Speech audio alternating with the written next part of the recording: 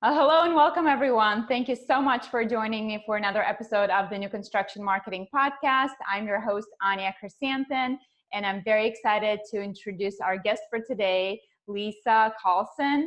And Liysa and I are going to be talking today about the principles of improv and how you can use those principles to learn how to better communicate with your customers. So welcome to the show, Liysa. Thank you. I'm so excited. This is so fun for me. I'm so delighted. Thank you so much for joining us today. I really appreciate it. You must be busy day before Thanksgiving, so I definitely appreciate you taking the time. Are you hosting today or hosting tomorrow, or are you going somewhere? No, tomorrow I'll just be here. It's very, very casual. Just kind of hanging out. I ordered a turkey from Texas. It's all smoked and ready to go. Nice, very nice. Can't go wrong with turkey from Texas, right? Right. All right. So Liysa, if you don't mind giving us a little bit of your backstory, I always like to hear, how did you get into this crazy world of home building, and what your career progression has been?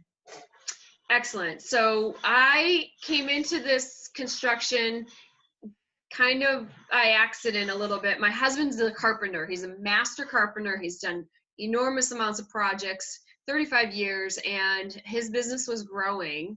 And in year 2, he's like, I need more help. So I decided, I had at that point been a speaker and comedian and teaching about improv, and knew that I needed to say yes to whatever was happening. That was 2015. And I just kind of said, I need to be open. I mean, be in the moment. I'm going to use the things I already know. And I helped him, and then the business just grew, right? And when we accept things just happen. And so I've been in that for now a little over 3 years, or a little under 3 years, who knows? And I go from everything from the paperwork to the ordering, to inventory, to cutting tile, ripping out carpet, talking to subs, organizing things, like you name it, I'm probably close to do it. The only thing I don't do is actually math that makes things be built. Like there's no mathematics happening with me. So that's kind of what I do. Great. So, I know we had connected after we both had a chance to attend Women in Residential Construction conference this year. So that was definitely an awesome opportunity to meet so many great people. And of course, Liysa was one of them. So it sounds like you were doing a lot of speaking and improv. So how did you get into the world of comedy and the world of improv? I loved comedy since I've been a kid, but didn't think that was the path I could take for the future career. I don't, bars and things like that. And I decided in 2009 to go to Second City in Chicago, and I just needed a break. And I thought I would go and like learn tricks to be funny and wittier. And I really learned lessons for my life. And so I loved it so much that I brought it back to my community. I started a theater, I started an improv troupe.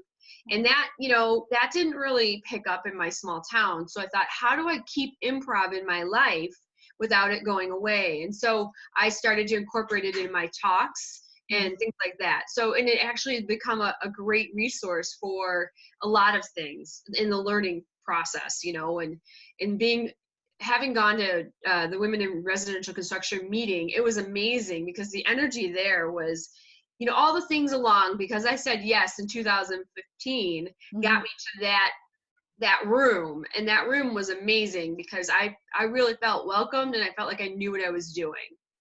Yes, definitely. I think it's always like when you say yes to things, the doors open that you would never even imagine where it could lead you. So I always say everything happens for a reason. Sometimes we don't know what that reason is when we're in that moment, but then you figure out what it is. So sounds like with the improv for you, it's kind of taught you some lessons that you've been able to incorporate into your speaking engagement and draw a parallel with the principles of improv to how to communicate with people.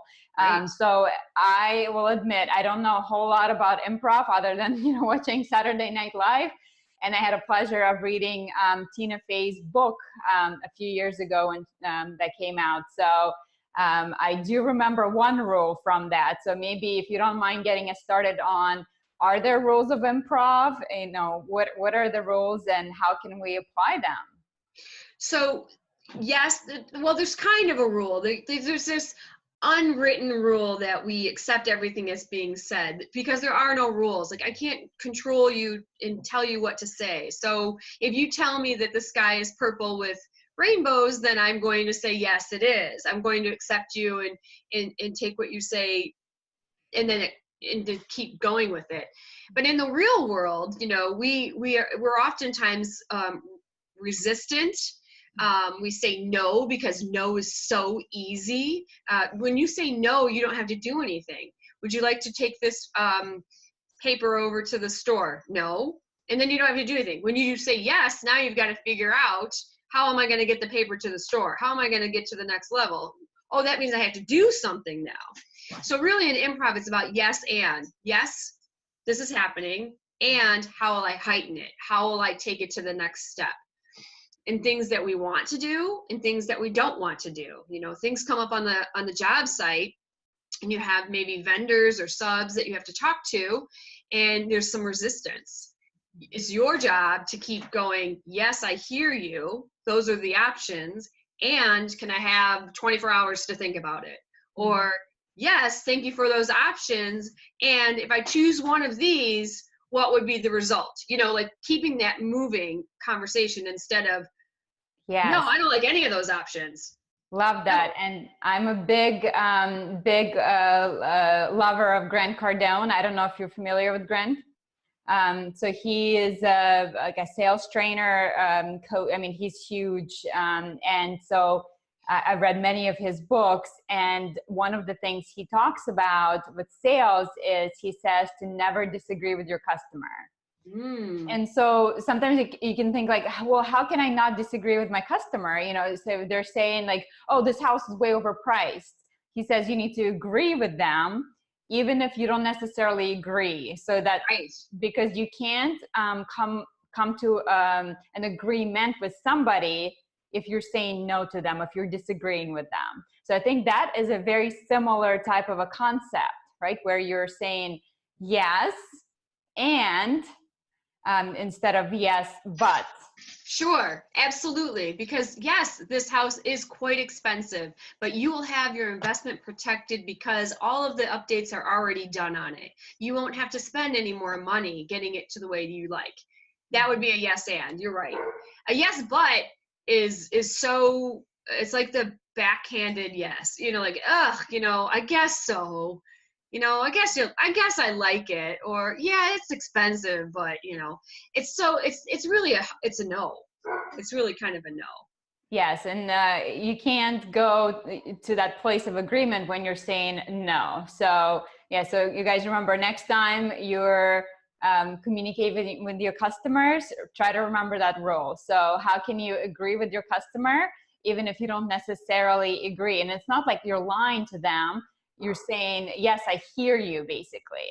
I hear you. I hear you saying that this house is expensive. I hear that you think that it costs more money than you're willing to pay. It's oftentimes you're acknowledging, you hear what they're saying. So it's not necessarily you're saying, yes, I agree with you necessarily, but yes, I hear what you're saying, and here's what we can do to move forward.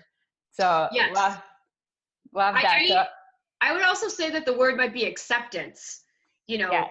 I accept what you're saying, and I may not agree with you. However, I accept that you feel this house is expensive. Yeah, so that we're saying the same thing, but I just use the word accept. Yes, but at least you're saying, okay, we're speaking the same language. We are on the same page here. Yeah. So it creates understanding, creates agreement, and gets the ball to move forward with your customer. So so that's one thing I remember from Tina Fey's book is the yes and. She said that you never want to disagree when you're in an improv, right? You want to say, if somebody says, hey, the sky is purple with rainbows, you never want to say no because it stops the conversation. You want to say yes, and there's unicorns walking down from it, so that it gives the other person a chance to add to it, right? You always want to be adding in an improv. The other thing that Tina Fey says is, and I think it's in there, is yes keeps the flow, no stops the show. So whenever you're doing something with something, no, when you meet with people, when you're in a meeting, you're trying to get things done, no, you're like, what do I do with that? Thanks a lot for being so resistant. And so if you're saying yes, and again, yes isn't about, yes, we'll do whatever you say.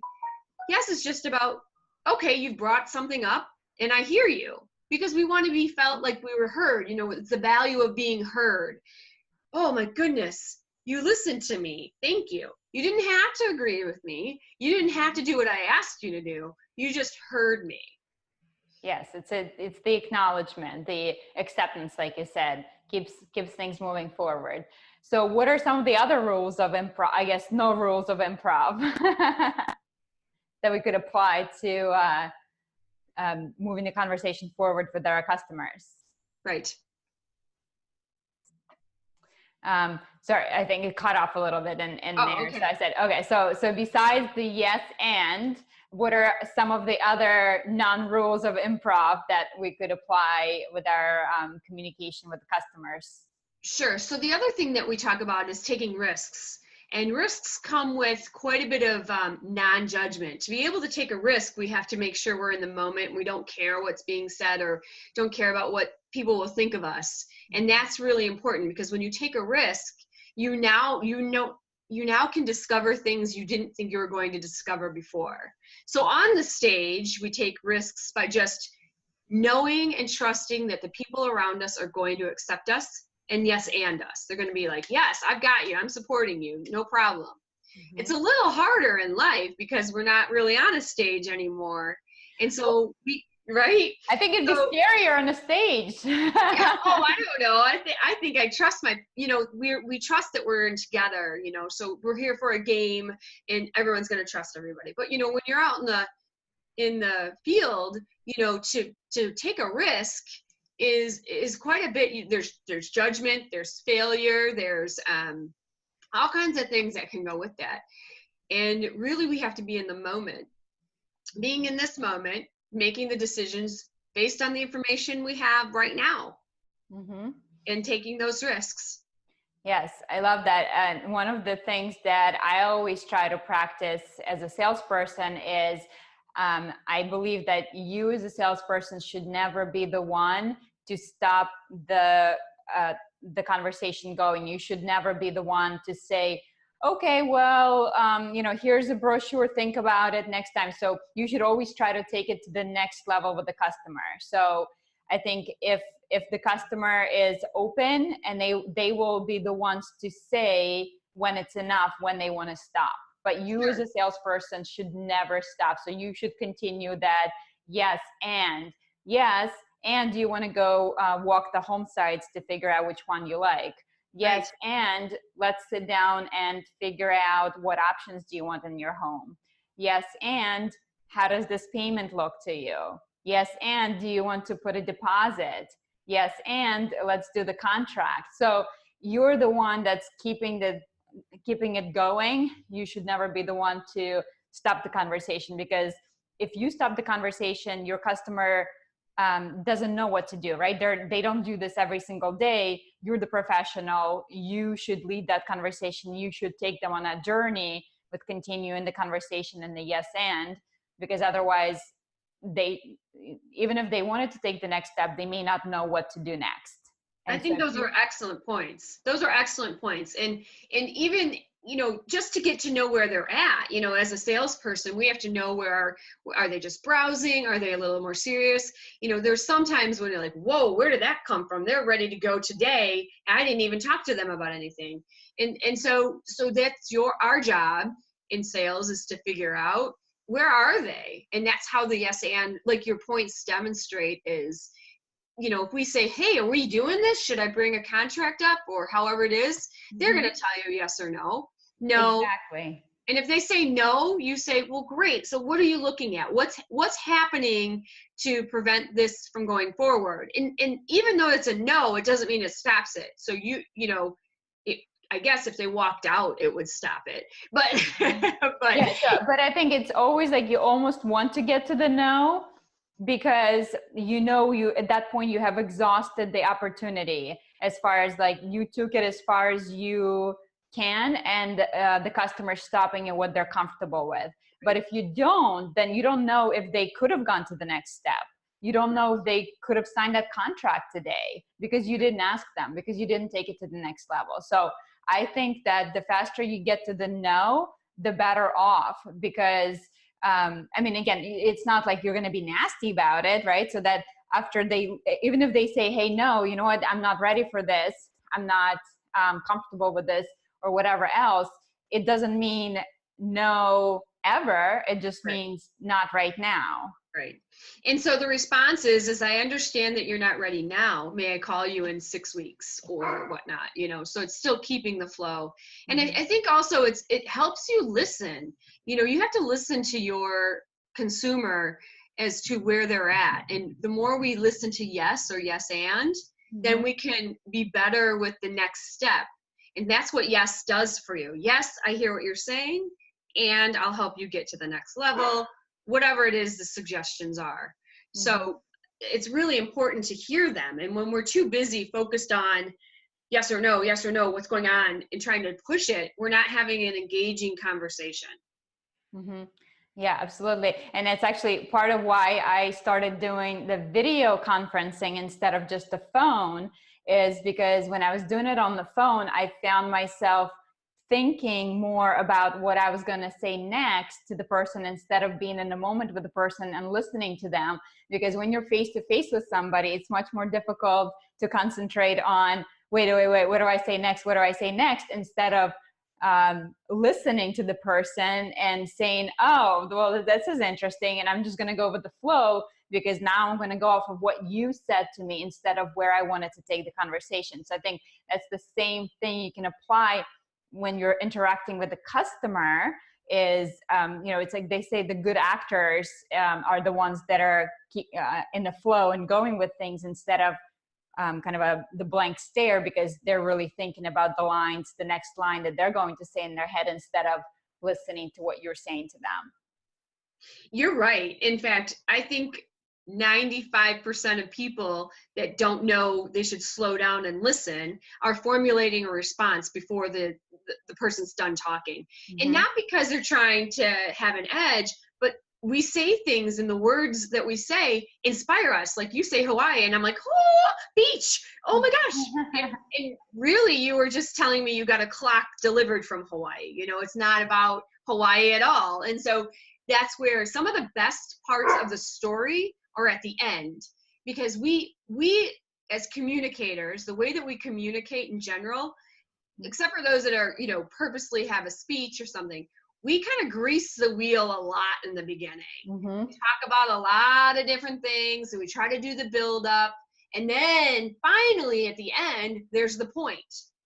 And that's really the most important sometimes. And so you'll see that first part, we're like, okay, well, where's this going? I'm going to start talking about that. And then you're like, whoa, I didn't see that coming. And that only can happen when you're in the moment for every word until the end of the sentences. I think that is so important, is to be in the moment with your customer, is really, really listen to them. Because like you said, sometimes we're so focused on that one thing, the end result that we want, that we miss very important pieces that will help us to understand the motivation. Why is this customer standing in front of us? Because if you can understand the why behind what they're looking for, that's gonna open a whole other door for you, and it's gonna allow the customer trust you because you understand the why. And I remember communicating with my customers. Sometimes they would open up to you and say some stuff that, I mean, you would never, you would never expect. And sometimes you do get into some very uncomfortable situation. Like I've had people cry. because when it comes to buying a new home, a lot of the times it's not just the new thing that people are going to, but it's when they're running away from something. And sometimes it can be death. So it could be some really kind of a heavy stuff that people are dealing with. And so I had this lady buy a house from me, and she said that she sat with so many other salespeople from other builders, and nobody had asked her.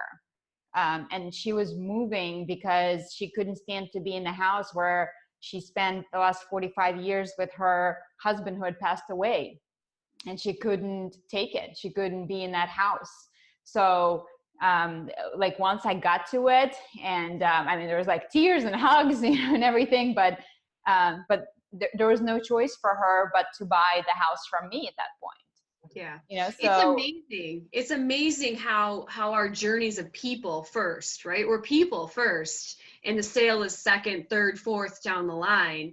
And when you have the opportunity to trust yourself, take risks, that you get to know people, and you become, these relationships are so important for continuing on with not only just their journey, but they're going to look at you and be like, you heard me, and I feel very valued. I'm sure that woman thought so highly of you because she probably felt very valued. Finally, someone cares about me. Exactly. And it wasn't just to sell her a house, but I understood why she wanted to buy this house, why she wanted to move. So that definitely changes the dynamic. But I love what you're saying about taking risks also. I think that going from improv to sales, that's also like a huge parallel where oftentimes you see salespeople and they don't even ask for the sale because they're so scared of hearing that no. And it's like, how are you going to get to the yes if you're not asking for it? So I remember back in the day with one of my builders, I used to have a little plaque on my desk, and it said, are you asking? So it was always like my little reminder to say, like, are you asking? Because it is risk that you have to be comfortable with. You have to be able to, again, push beyond that initial state and get into that uncomfortable zone and ask for it. If you're not asking for it, you're not taking enough risks, and you're not going to get anywhere with that. So yeah, and how it's asked is different for each person, and I think each person it's up to them to figure out how they like to deliver that. And it's like, okay, you're gonna buy the house today, or that's not building trust. However, the ask is it could even be, how ready are you for this purchase? And I think that's the risk that we have. The other part of that is we're talking about a high ticket item, and people don't want to be rejected or feel foolish for asking about a high ticket item. And the way I've gotten over that is I don't assume that you spend money like I do in my own wallet. Like if I put down like how I spend money or prioritize money, then that's projecting that on you, and therefore that doesn't help anyone. And so you don't know how they spend money. You don't know what their priorities are. And so never to kind of assume that this house is too expensive for them, or this house isn't, I think that's also part of the risk, is that we already think, oh my goodness, this is a big lifetime decision. What should they do? And so we don't take that risk. Yes, you're so dead on with it. I think a lot of the times salespeople project. We project on our customers, like what we're insecure about. If I think that it's way too much money, I could project that onto my customer, and you shouldn't do that, because obviously, you don't walk a day in their shoes. You have no idea. So don't make assumptions and just go with it. Right. Because unless you're going to ask, you're not going to know. And then I love your point about how you ask. So everyone is really different. So I have a friend, Erica, and she is a master salesperson. She's so good, but she's so gentle that you would never, I mean, she's like a shark of sharks, you know? This girl is excellent salesperson, but you'll never see it coming.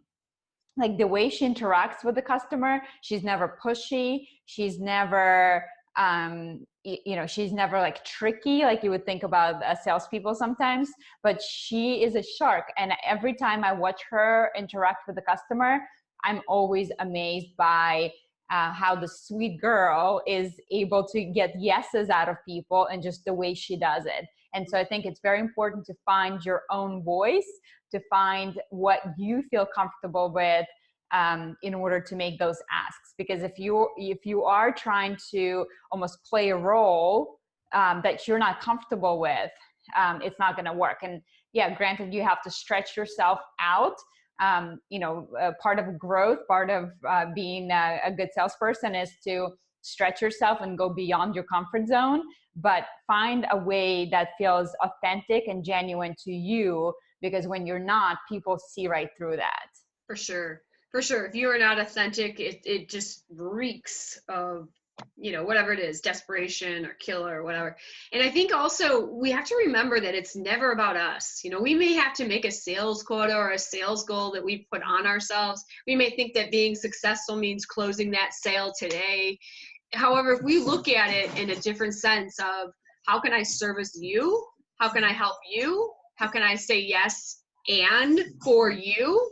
Then we're actually to the next level for them, and they will appreciate that. Yeah, and I think some of my sales with some of my customers have been me being completely honest and transparent. Like, say if it was the last day of the month, and I knew that this customer was just maybe a couple of days away from making a decision, I would tell them, hey, this is why this is important for me if we do it today. If you're laying it on the table without being pushy and saying like, oh, this incentive is going to end or you're going to miss out, be completely transparent with them and say, hey, this would make a big difference for me and here's why. Then if they already know that they are making this decision, they're moving forward, just maybe they need a couple extra days, a lot of the times they'll be willing to work with you because it's going to benefit you if you have that relationship, that you established a relationship. Sure. So that's establishing that relationship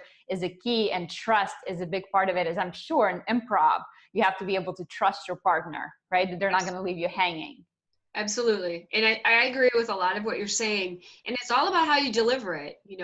It's really about listening to what they're saying and almost repeating it back in a yes and fashion. If you're really not sure on how to be in the moment and keep this going, you start with some of that relationship building, that trust. For example, the example you gave about, an incentive coming to end, it would benefit not only them, but you with your sales quota.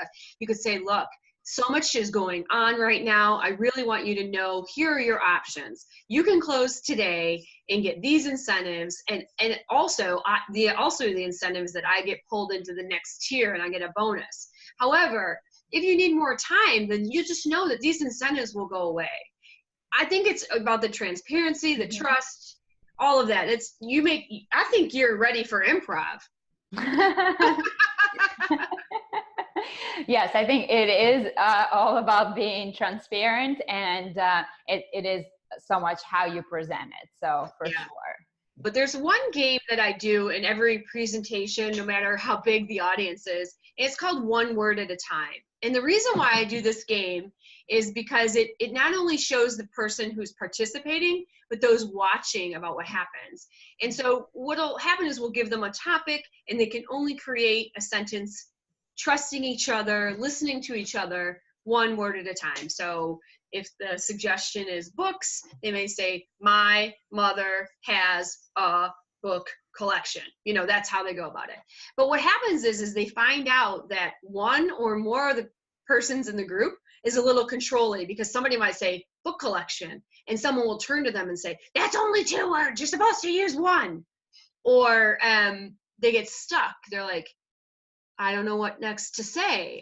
I thought you were going to say something, so I was waiting for you to say what I thought you were going to say. And that right there, the expectation of what somebody's going to say is part of the judgment. Not that they're judging them on what they should say. It's just that I think you're going to say these things. Mm-hmm. Therefore, I will formulate my responses based on what I think you're going to say. Mm-hmm. And we can't do that. That goes back to the whole listening and being in the moment. That just made me think, like, so often that we as salespeople think like, of course the customer knows how to buy a house. Like, it's in the brochure. It tells you right here, you put a deposit, you write a check, like it's easy. But we don't realize that, we have those expectations in our head that everyone knows it. And sometimes it's as simple as that people just don't know what's the next step. I have no idea. If you're not going to tell me what to do, you're making that assumption. But the assumption is wrong. And so I forgot who said that. It's like one of the things is to never assume anything. Right. And that's like when you start to assume, that can be the biggest issue when it comes to communication. Because if I assume that not to mention my grandfather because it's going to make me cry, and you mention my grandfather, now I'm going to have a nervous breakdown, but I thought you knew that, but I never told you that. So it's like, it's never assume that what the other person knows. So I think especially with new construction, a lot of the times we're so in it and we're so close to it that we don't realize how complicated of a process it is. And to us, it seems simple because we do it every single day, but to our customers, it's once, usually in a lifetime, a lot of the times. Yeah. And they don't know. And so don't assume that they know something. So sometimes you have to be a little bit more thorough than you would like.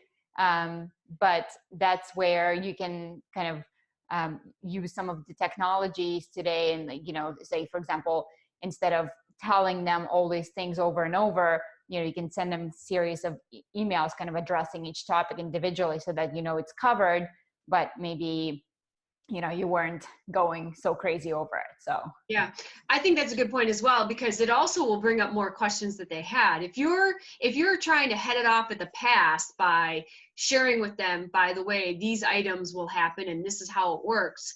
Now you're educating them, you're setting them up for success.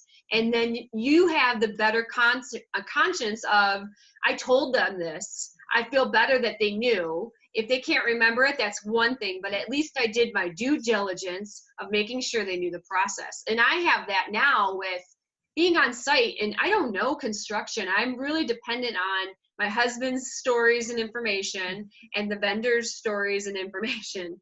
And what happens is nobody communicates ahead of, like, we spend a lot of time going over and over and over, what will you be doing? What will you be doing? Because if they tell us, then we can say, oh no, that's not the right process. We need to address it. Not a lot of people come forward and say, oh, we're going to come in and we're going to put the pipes here and we're going to do this. They just say we're running lines.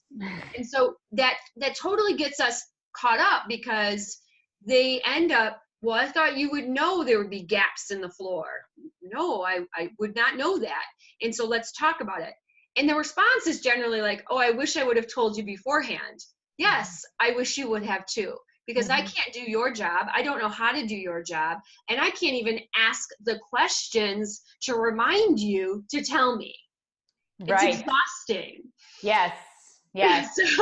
So if you, as the salesperson, have this procedure, and it can be, I love that idea of slowly giving them bits of information, because then they can keep it, it's a lot to do with a house. Yeah, because, when you sign that how many pages agreement of sale and it's all in it, well, you have it, but guess what? Most people haven't read it or don't read it. So at least if you are giving them that information, and you can look back to it and say, hey, I send that over to you. And I think that's a good way to do it. Yeah. And I even think, as salespeople, we know the biggest questions that are out there, or the concerns. And I think even just having a conversation throughout, like, remember, don't forget, in your contract, it talks about this. And I think that's just the better way to go about it, because I would feel bad if I went through a year's process or 6 months process and didn't tell them like something obvious, like bank draft fees cost $250. I don't know, whatever it is. I don't know the housing thing, but some of these are just gonna come back. And I think that you anticipating that a little bit also creates that more trust and then keep going. And that's what you want. You want somebody to move in with this amazing feeling about how you not only sold them a house, but you cared for them with their investment. It's really an investment. Every time we remodel a house, I tell them how much CJC Carpentry will protect your investment. We're going to make sure that everything's done correctly. We're going to communicate to you. We're going to make sure that we not only suggest options, some not being as, less expensive. We're going to tell you the options, and we're going to tell you what we think should happen as opposed to an option. So we really make sure that we communicate as much as possible. And remember, you're the expert, so people appreciate that if you can anticipate some of the things that they don't necessarily think of. That's your job as an expert, to lead them and to guide them. So thank you so much, Liysa. I appreciate that. And Liysa, can you tell our listeners, where can people connect with you beyond this podcast? Do you hang out somewhere in social media, or what's the best place to connect with you? I love LinkedIn. You can find me on LinkedIn. I'm on Facebook for, kind of fun stuff. However, if you have a question, if you want to be my friend and know more and get to know me, I love email. I mean, I've given my email out to thousands of people, and some of them send me a note, but most people don't take that risk. And I just challenge you to take that risk. And my email, do you want me to tell you it, or are you going to link it? So I will link that in the show notes. You guys, if you go to anyachrysanthemum.com/032, I'll link all the show notes, including your link to your LinkedIn, as well as your email address in there. But if you want to tell people, if it's an easy enough email to remember, we'll just link it when you're listening. I will tell you that I have a new website now, and it's womeninconstructionspeaker.com. And check it out. It's just starting to unfold, and as I create better content, but we're talking about how to help women in construction feel the value of being heard. And we use improv, and we use exactly what some of the things that we're talking about here, and then some.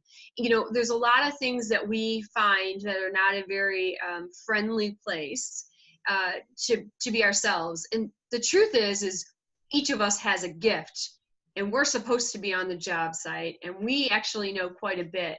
Now let's get us the courage to speak up. But I could teach tools that don't feel like you're becoming someone you're not. That's the most important thing. I'm not going to tell you, like, okay, listen here. I'm going to help shape you. I'm going to help you find tools for you using this. And it's completely how you shape it. Love that. And again, it goes back to finding a way to do it that feels genuine to you. And I think no matter what industry, a lot of times we as women struggle with that. Like before I was in the home building industry, I came from financial industry, and that was of course also very heavily male dominated industry as well. And I remember when I first started out, I had insecurities about my age, that I was working with these ultra high net worth individuals, and I was so young, and that always got into my head that like, and so we always, you always have those negative self-talk things that I'm too young, or I'm too old, or I'm too pretty, or I'm not pretty enough, like all those things, so I love that you do that and help women kind of find their voice and find their way to be that authority figure on the job site without losing their femininity. Yeah, that judgment thing in our brains will wreck us for days sometimes. And so having these tools, really quick, easy, reminding tools to be able to be, yeah, I am the way I am, and I like it. Yeah. Well, on that note, you guys definitely be sure to check out Liysa's website. I'll link it in the show notes. And I hope everyone has a great Thanksgiving. And thank you so much, Liysa, for being here. It's been a pleasure. And I will talk to you soon. Thank you very much. Take care.